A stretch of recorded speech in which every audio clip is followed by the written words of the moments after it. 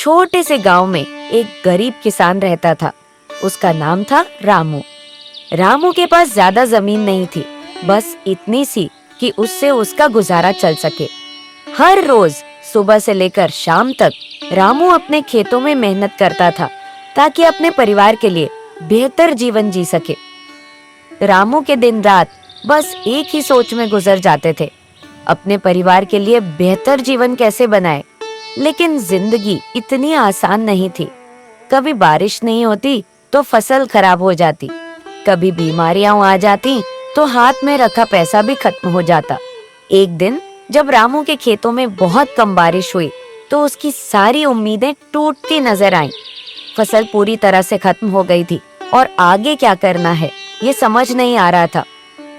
गांव के प्रधान से मदद मांगने गया, लेकिन वहां से भी कोई सहारा नहीं मिला। दुनिया उसके दुख दर्द को बस देख रही थी, लेकिन कोई उसके लिए हाथ आगे नहीं बढ़ा रहा था। रामू के पास सिर्फ दो रास्ते बचे थे, या तो हार मानकर सब कुछ छोड़ दे या फिर अपनी किस्मत से लड़ जाए। रामू ने अपने अंदर की ताकत को समझा। उसने फैसला किया कि वह अपने आंगन में ही अपनी मुश्किलों का हल ढूंढेगा। अपने पुरखों के दिनों के तरीके अपनाए, गाय के गोबर से खाद बनाए और नई फसल उगाने का इरादा किया।